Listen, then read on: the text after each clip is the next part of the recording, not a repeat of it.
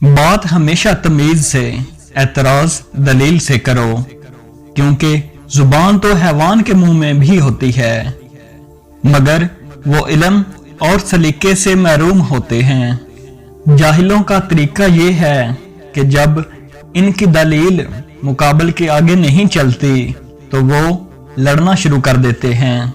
जब कोई अहमक शख्स आपसे किसी राय का तलबगार होता है तो इसकी आरज़ू ये होती है कि आप इसको वही राय दें जो इसके ज़हन में है।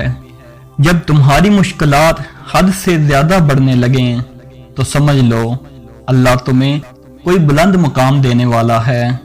गुस्सा एक सुलगती हुई लकड़ी की मानद है जो दूसरों को जलाने से पहले खुद को जलाती है। आदमी जब माँ बाप के लिए दुआ छोड़ देता है तो इसका रिज़्क तंग हो जाता है।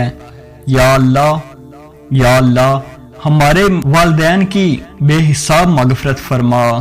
हुज़ूर पाक सल्लल्लाहु अलैहि वसल्लम ने फरमाया, गरीबों को खाना खिलाओ और हर मुसलमान को सलाम करो, चाहे तुम्हारी इससे जान पहचान हो या नहीं। कायनात में कोई इतनी शिद्दत से किसी का इंतजार नहीं करता जितना अल्लाह अपने बंदे की तौबा का करता है।